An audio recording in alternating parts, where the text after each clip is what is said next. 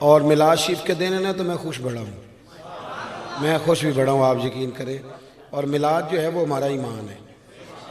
मैं तो बच्चे कहते रहते हैं कि असी सही नारे नहीं मारते, मैं क्या तुसी भी मार दो, पर साडा भी तो अपना एक जायका है।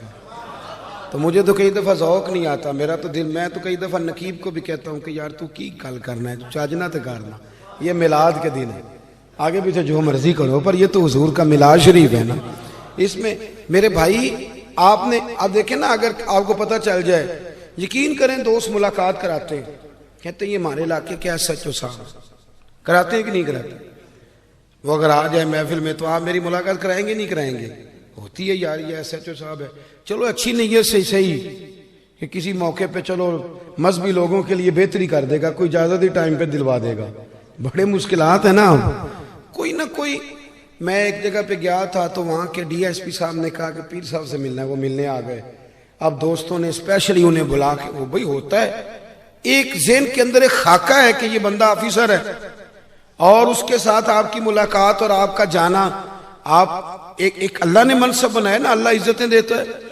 एक शख्स को आप और रंग में ना लें, हम इखलाकन देखते हैं तो अल्लाह ताला ने SHO को वकार तो दिया है ना।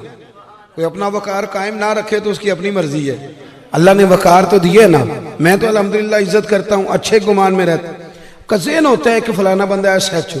मेरी बात की समझ आ रही है? तो अगर उससे कोई ताल्लुक बन गया तो कोई बेहतरी आएगी। दुनिया के एक छोटे से SHO का, एक ऑफिसर का, कमिश्नर का हमारे ज़हनों के अंदर एक खाका होता है। मेरे रसूल करीम ने हमें समझाया है कि खाके जरा ध्यान से बनाना, मैं सरदार हूं औलाद आदम का।